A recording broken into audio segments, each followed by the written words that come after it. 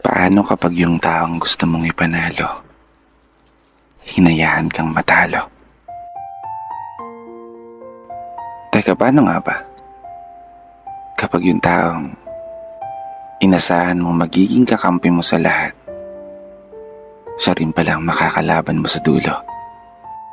Siya rin pala yung mananakit at sisira sa buong mong pagkatao.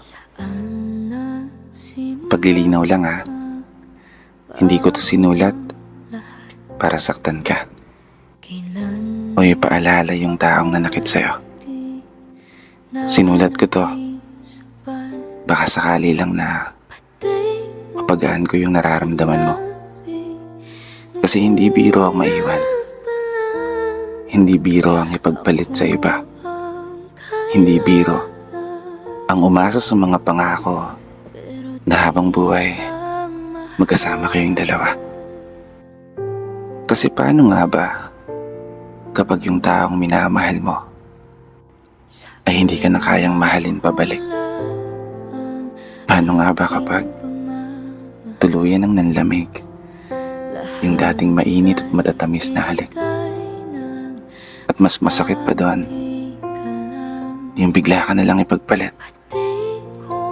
Paano ka nga ba makakabangon muli? Paano nga ba pahihilumin yung sugat kung sa tuwing ipinipikit ang mga mata ay palaging imahe mo pa rin ang siyang bumabalik?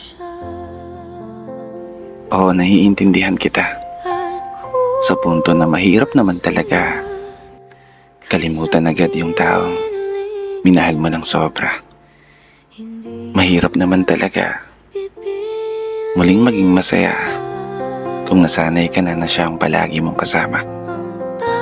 Pero wala ka ng ibang magagawa kundi kailangan mong tanggapin ang lahat at maging matatag hanggang sa araw na humilom ang mga sugat at muling makausad na sa paglalakad ay wala ka ng lilingunin na alaala.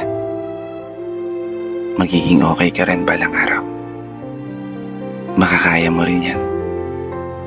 Mas mabuting gawin mo ngayon, mag-focus ka sa sarili mo at mas mahalin pa ang sarili mo.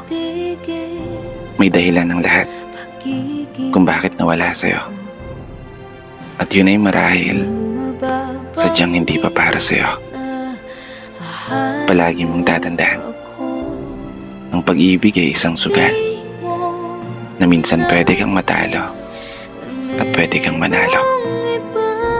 Magtiwala ka lang sa kanyang mga plano dahil darating din ang araw, mangyayari din lahat higit pa sa mga hinihiling mo. Isang mahigpit na yakap. Masaya ka sa